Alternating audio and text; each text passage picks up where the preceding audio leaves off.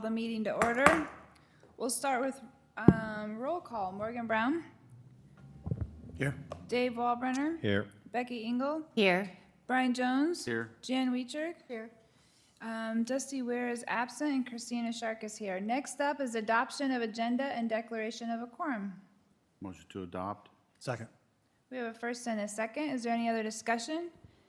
If not, all those in favor, raise your right hand. Motion passes. Next is citizen speak. I do not have any green cards tonight. Next is the consent agenda. I make a motion to approve the consent agenda. Second. We have a motion and a second. Is there any other discussion or questions? If not, all those in favor, raise your right hand. Motion passes. Next, board priority, we will promote and monitor growth in student achievement, and all students will be challenged with high expectations that meet or exceed measurable targets. We have an informational session tonight, which is the Farney Elementary Building Update.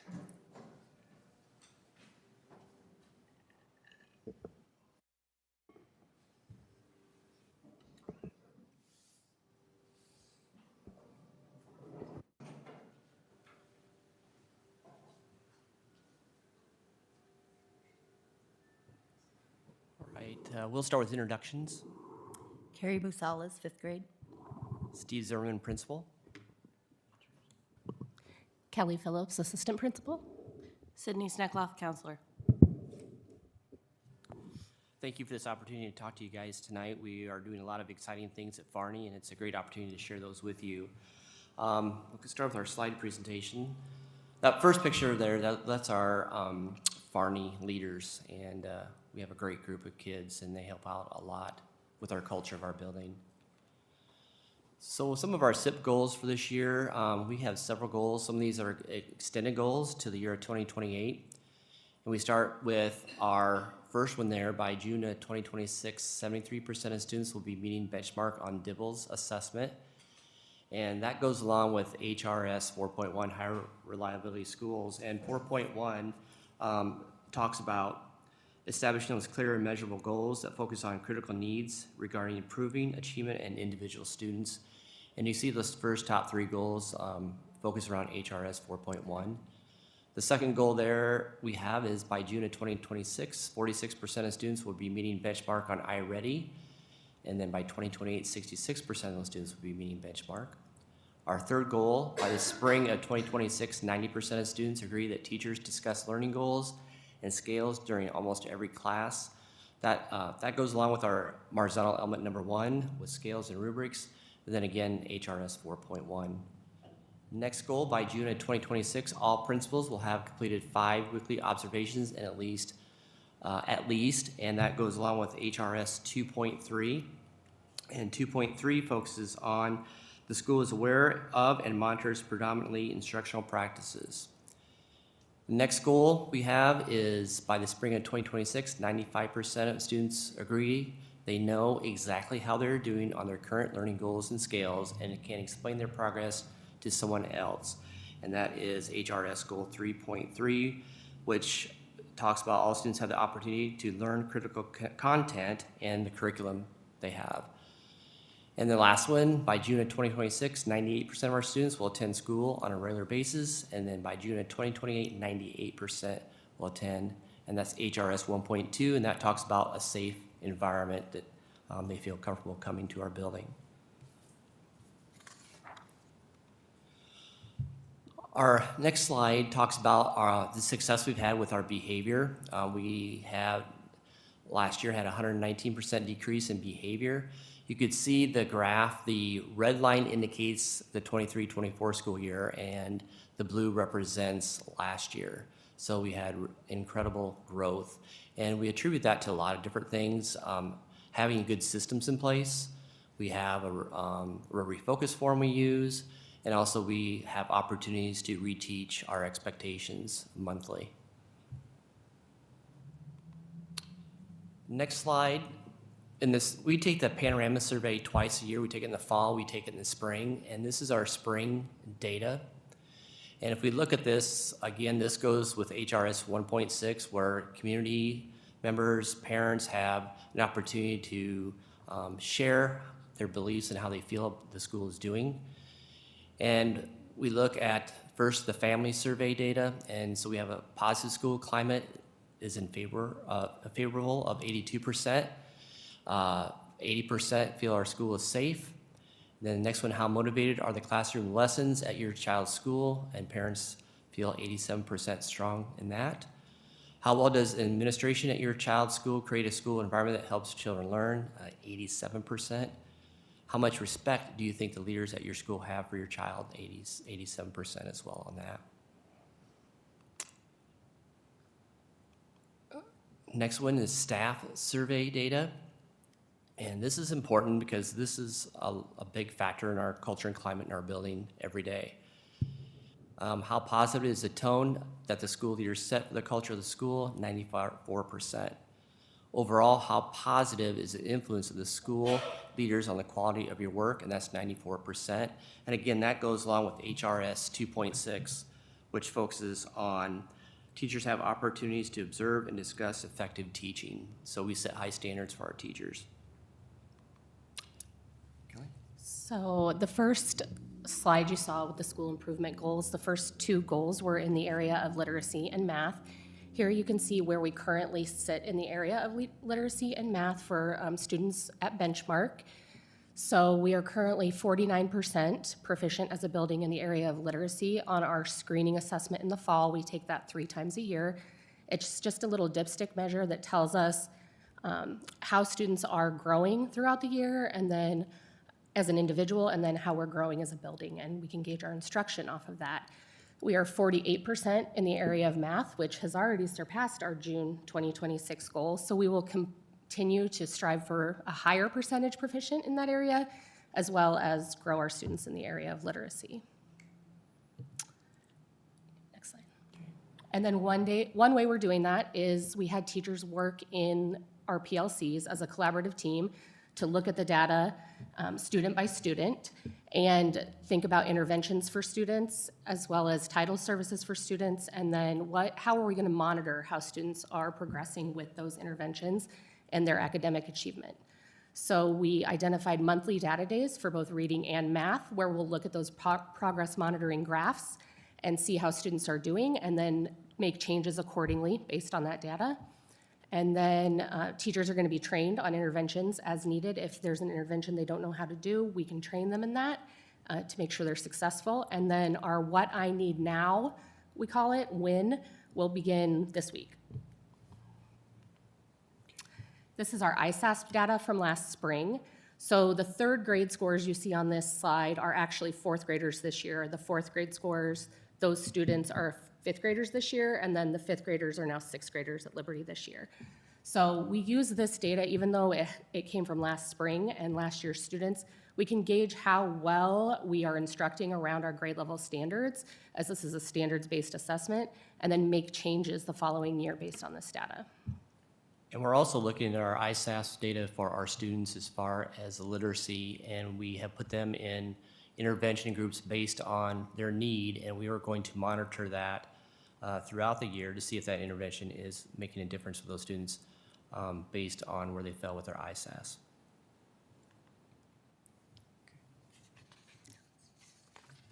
So growth plan, how will we do this? Backward planning using our district identified essential standards at each grade level. We're going to reteach and intervene on grade level essential standards for students in need. Identify common assessments used on daily tasks, and at the end of the unit to monitor student progress towards grade level standards using proficiency scales. And then creating some grade level SMARTY goals in the areas of math and reading, and these are set by teachers and monitored by teachers and students. And then there's more learning opportunities around reading science charts and data to increase achievement levels in science. So our district instructional vision, in that vision, we use the high 5 elements from Marzano. So element 1 is providing school scales and rubrics to students. So you can see that picture there is just an example of a scale at Farney in a classroom that students are using daily. And then above element 2, there are 2 pictures for tracking student progress. Our third grade team is tracking student progress towards their grade level SMART goal as a grade, and they've got that posted in the hallway. Element 3 is celebrating student success. Students complete their iReady lessons. If they get 100% on their iReady lesson, they get to fill in a box, and once the whole chart's filled out, they get a reward. And then element 32 is motivating and inspiring students. I took a picture of this. This is in the 5th grade hallway. Our 5th grade teachers post a problem on the board that's an extension of what they call vertical learning in their classroom. And then when students have free time or they're finished early, they can go out and try to solve the problem. They are so motivated by this, and it's really fun to watch them in the hallway working together to try and solve the problem, and then running up to their teachers to ask, did I get this right? And this is around grade level skills that they are super excited to work on. And then the 5th element is demonstrating respect for reluctant learners, but we do that all the time, every day, and that was hard to capture in a picture. One thing that Kelly and I are doing are a lot of walkthroughs to make sure that we are seeing fidelity with our instruction and curriculum. And so one of our goals that I mentioned earlier is that by June of 2026, all principals will have completed 5 weekly observations. That's a goal that we came up with for our district elementary PLC. And right now we are averaging 12 per week between Kelly and I, and we've been in a total of 27 different observations already. And then the data that we're tracking focuses on our high 5, and as you can see in the graph, teachers are really hitting motivating and inspiring students, and also demonstrating value and respect for reluctant learners, and then celebrating those successes when they have them. So I think it was our last school improvement goal was around the area of attendance. And so Steve went through our panorama survey. That's how we gauge the climate and culture of our school and how welcome and how people perceive our school. And we want kids to come to school every day, so that leads to our attendance. And then we also have this friendly attendance competition going on between grades. So we collect the monthly attendance for each classroom in Power School, and then the top class or classes in each grade are posted to the attendance bulletin board in the hall and then celebrated on the morning announcements. So you can see this picture is the month of September where we were at. So we had a 4-way tie in 3rd grade for 99% of their class was in attendance during the month of September. And also you can see our chronic absenteeism. We are down to 9.52%. The state average is right around 16, so we feel pretty good about that data as well. Again, here's some more attendance data. Past 30 days, we are at 96.24%. And our trend compared to last year, we're down just a little bit, but we're still right around 96, 97%. Another thing that we're doing this year, not just Farnham, but the district, we're addressing the associate culture in all of our buildings. And one thing that we come up with is a plan how to improve that. And what we're going to be doing at Farney is making sure we have those in-person informal meetings with either Kelly and I once a month. And then we'll have individual informal check-ins once a month. Then we'll have a concerns suggestion box in the teacher workroom. So if there's something that maybe they would rather discuss in a large group or individually, then we have that information and then give that information back to them. We cannot do our job without our associates. They're one of the most valuable assets we have. All right, what questions do you have for us? Not a question, but a comment. Really glad to see you're getting out into the classrooms and doing that walkthrough so kids get to know you, and I'm sure it's not, well, I hope you're not putting much pressure on the teachers. I'm sure you're not. So, but it's just good to hear that you're going through the classrooms. And also, Ms. Engel, I know you are really concerned about getting books in kids' hands. And so from the beginning of the year up till October 11th, we have had 6,431 books checked out. So they're getting books in their hands. Excellent, yeah. This is more of a comment too, Steve, is that the thing I've always been impressed with Farney is that just your laser-like focus on data. You're constantly looking at the data, constantly looking at how we can improve, and your whole staff is bought into that. And it doesn't happen by happenstance. That's leadership, and Kelly and you we're very fortunate to have both of you in that building. Thank you. I think the numbers that reflect as far as culture, those type of things also intertwine, and people really appreciate both your leaderships. Thank you. Thank you. Yeah. Any other questions? All right, thank you. Thank you. Thank you. Up next, board priority to be the best. We will create a positive learning and working culture for our stakeholders and embrace our community partners through communication and transparency. We have 2 action items here. The first one is the certified staff substitution rates. I'm going to give the board an overview of this, and then feel free to ask questions at any time. This is a proposal I'm coming forward with the board. It's similar to the proposal we had before.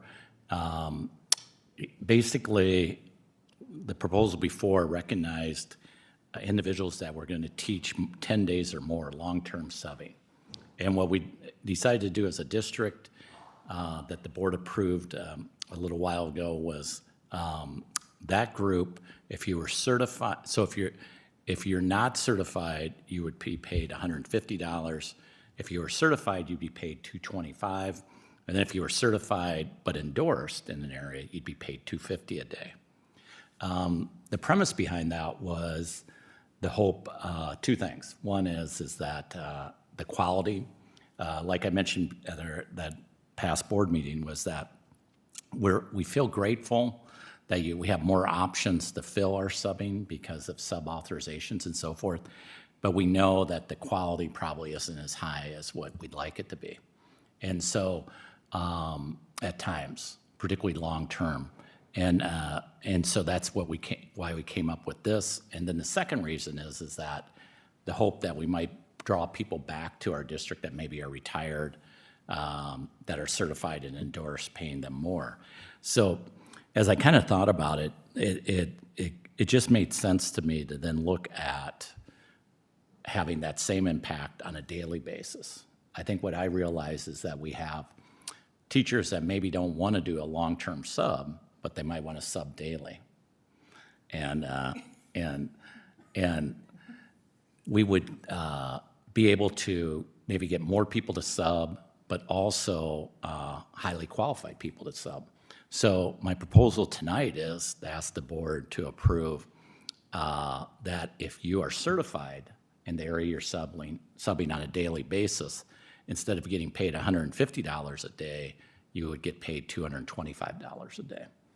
And I think that sends a strong statement of the value we put on our subs and how important it is for us to have quality subs. And I'll just open it up for any questions the board members might have.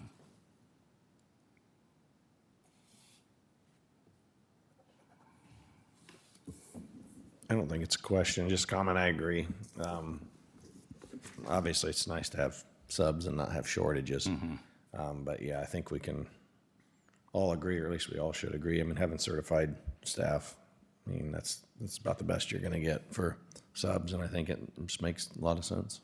Yeah, thanks.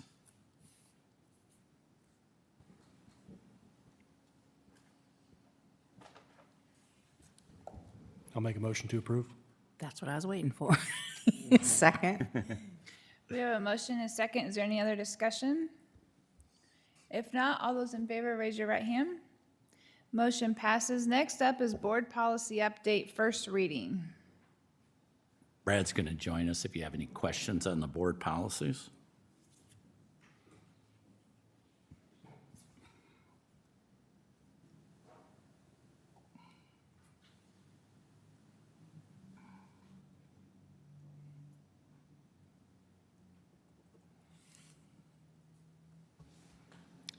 If there's no questions, I'll make a motion to approve. Second. We have a first and a second. Is there any other discussion? If not, all those in favor, raise your right hand. Motion passes. Next up, board priority. Through the board's financial stewardship, we will provide operations, technical, and curricular resources to staff, teachers, and administrators so that all students have consistent and sustained achievement. We have 4 action items here. The first one is the OHS gym furniture. Good afternoon or evening. This is a request to purchase 400 chairs and 200 tables. Over the last few years, we have utilized Bridgeview Center, and we're very thankful of their support over the last few years. When we look at kind of a 3-year average, we've been spending approximately $18,600 renting Bridgeview Center. Now that we have a new gymnasium, we're able to host things like ACT and those types of events that we would typically use Bridgeview Center for. So we put out an RFQ to 6 furniture vendors. 5 of them responded to us, and the low bid, which we're asking for tonight's from School Specialty. In addition, we're also requesting to purchase a used but in good condition 40 by 20 foot stage, which, to put that in perspective, is the same size stage we used at Bridgeview Center last year for graduation, so that we have that available for events such as graduation and banquets and things like that, where our current stage pieces are in rough shape. So all in all, it looks like we'd probably have about a 3-year return on our investment in purchasing this seating and tables.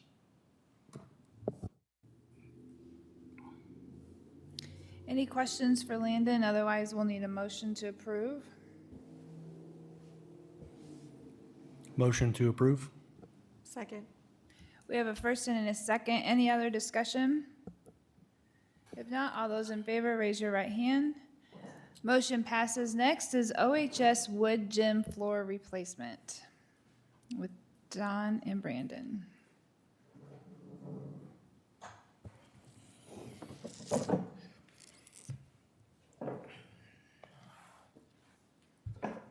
So following a break in the OHS old wood gym floor sprinkler system, the existing floor sustained significant water damage, making replacement necessary.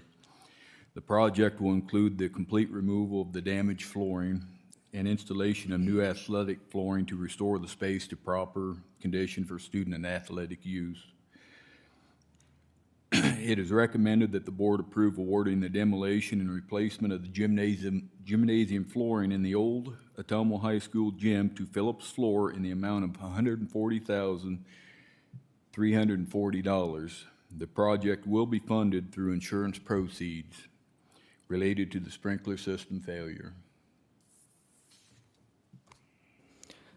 Just another quick note on this, something that we're have had some discussions about, and we're kind of excited. It provides an opportunity for us to honor our history. I think Ottumwa High School has pretty rich history, as we know. When we give class tours, it's probably one of the spaces that people love to see the most. I think it's super unique with the walking track and the bleachers and all that, and so folks are really excited to see it.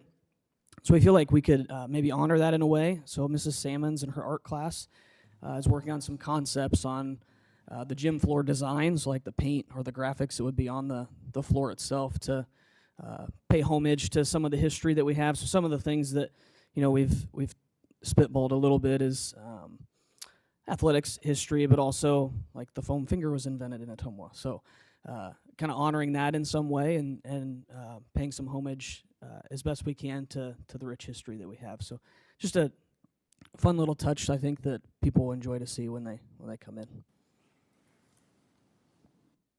Is that floor going to be wood that we're replacing? Yep. Okay. And one thing I want to make the board aware of, by us doing this, I think the other aspect of it is just it's used every day for PE and so forth, is kind of our student body getting to see the history of our school. But it will cost additional money to paint the mural too. So just so you know that there's a cost to putting in the floor and then doing the floor as far as dough and those type of things, but that would be additional cost. Don, was the sprinkler system, was it just a pretty easy fix then, the failure on that? Yeah. I mean, yes, the sprinkler system was an easy enough fix. Okay. Yeah. Just a break and replace kind of deal. So the pictures are going to be on the new wood floor you put on, or are the history is going to be like around the gym? Yeah, potentially both. I think we have some students that are working on some concepts. One of the initial ideas we have that it would be part of the floor design. Part of the floor. Yeah, part of the floor design. So we we use that space for practice. We don't really play games there anymore, so but we would have the same standard lines for basketball and volleyball that we would need, but in some way having that design built into the floor as well. So you're suggesting we paint a foam finger or something on the floor? That's been brought up. Something like that. It's a great idea. If there's no more questions, I'll make a motion to approve. Second. Any other questions or discussion? If not, all those in favor, raise your right hand. Motion passes. Next is the Indian Hills Schaefer Stadium lease agreement. Yeah, I'm going to have Brandon join me for this. This is an agreement between Indian Hills and the district for a 5-year agreement. That would be, the first year would be for $20,000, the second year for $21,000, and then the last 3 years for $22,500. And it would cover their usage for track as well as soccer. Track right now is the one that's much more extensive. We don't see soccer probably being very extensive, but that it also includes soccer as well. So it's a 5-year agreement. Brandon, I didn't know if you want to add anything to that, or? Yeah, I'm happy to answer questions about it. Does this include the practice field also? So they're not using the practice field any longer. Okay. So no, it wouldn't. My only concern was that there had been some damage to the practice field from throwing, so I just wanted to make sure if that was in here or not, and if the repair was covered. Yep. Yeah, that's something we addressed a little while ago. So. Brennan, is there any maintenance that needs done every so many years to the track? I mean, and what, like, is it every 5 years, 10 years, something like that involved? Yeah, I mean, there is. The lines themselves need repainted periodically. I don't know. It's probably like a 7 to 10 year span. The track surface itself also doesn't last forever, so it'll need replaced at some point, and then just wear and tear on the turf as well. Like, we'll have to replace that at some point, I'm guessing in the next 5 years or so. Okay. So the purpose of this was just to offset some of those maintenance expenses? Yep. Okay.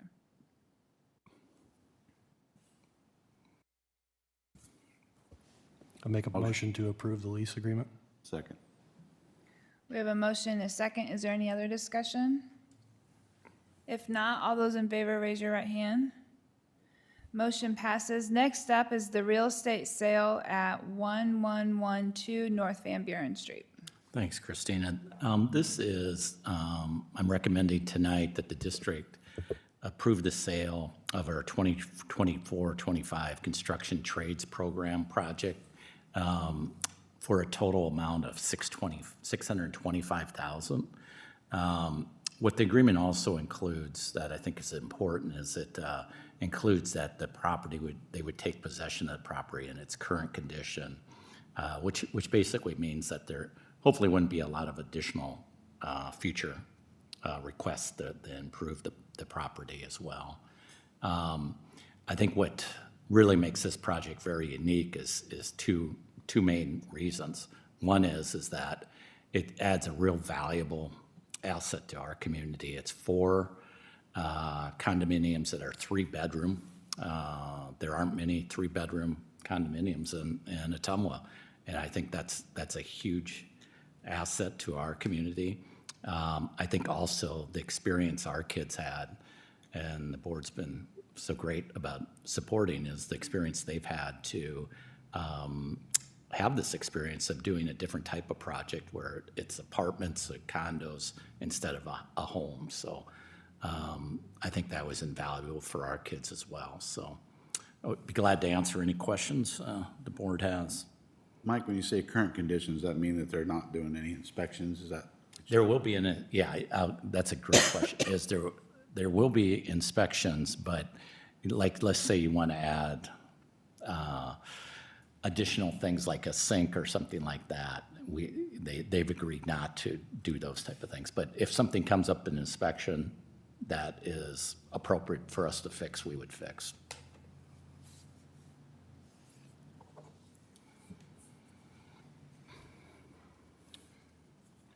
Plus, it goes back on the tax roll for the city, Abby. Yeah, I think that's a positive, Dave. I mean, it gets back in the tax roll. I think it's a positive too that we have somebody from the community that's been very supportive of our community purchasing it as well. I think that's a real positive too.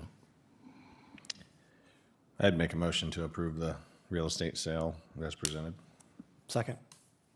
We have a motion and a second. Is there any other discussion? If not, all those in favor, raise your right hand.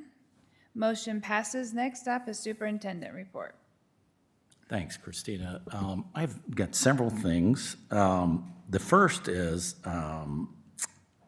wanted to give the board some feedback. We had a staff development session Friday that, probably the best way of putting it, it probably missed the mark to a certain degree. And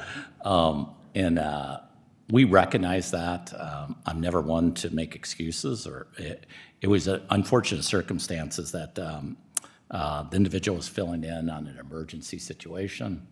I think my people did a great job of trying to vet the individual to make sure it was the right fit, but it did not basically convey what we thought it was going to convey, the session. So we've kind of looked at that and how we can address that in the future.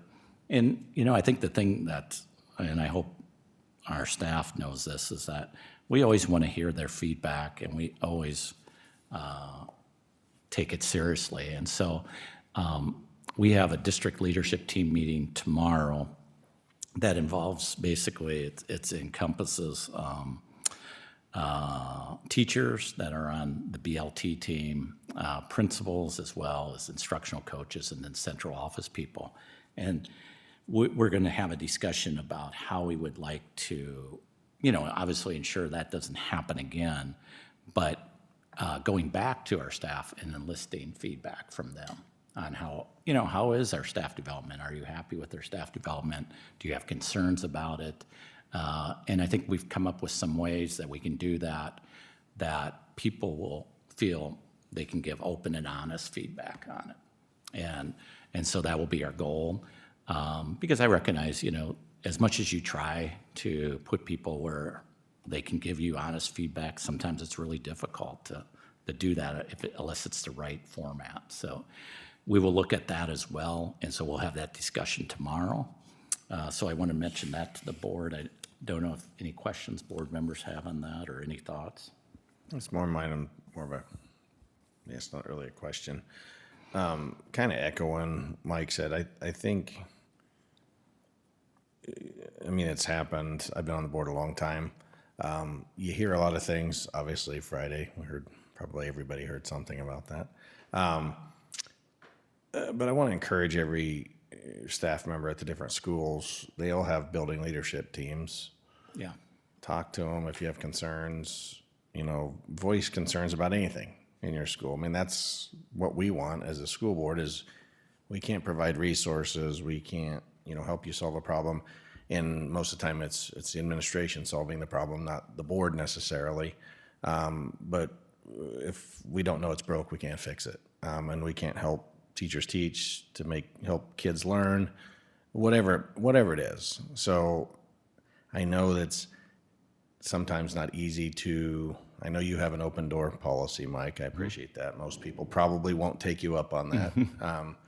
But I want people in their own school to be able to feel comfortable to talk to at least their peers that are on the leadership team if they're not, and to bring that stuff. Everybody's a professional.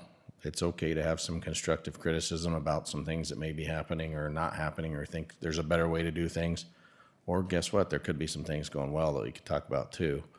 I want our staff to feel like they can do that without any, nervousness, I guess, about being honest. And I think we talk about being the best. Well, that's the only way we're going to get there. So everybody just needs to, in my opinion, they need to communicate with each other and pass it on, and then, hopefully we can answer some questions.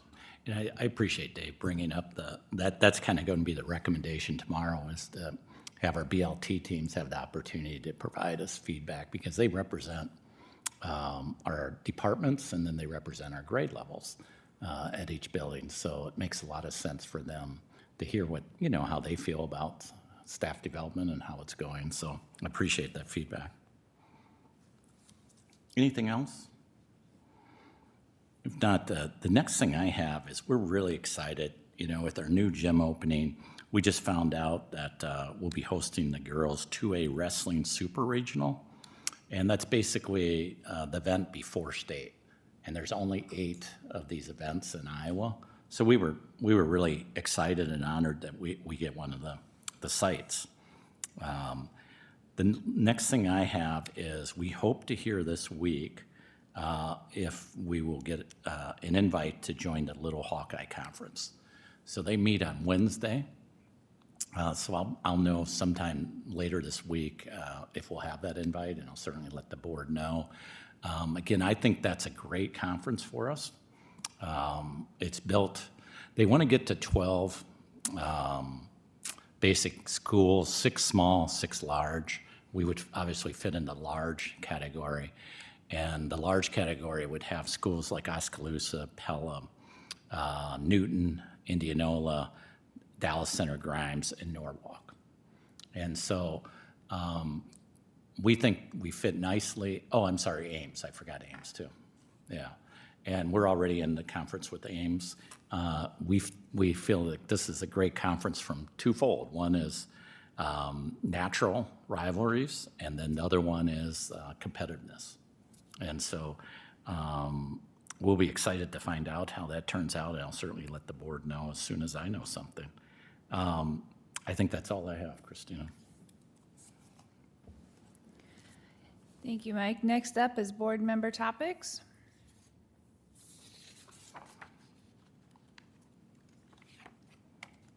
Okay. If there's nothing else, I'll accept a motion to adjourn. I make a motion to adjourn. We have a first and a second. Any other discussion? If not, all those in favor, raise your right hand. Motion passes. We're adjourned.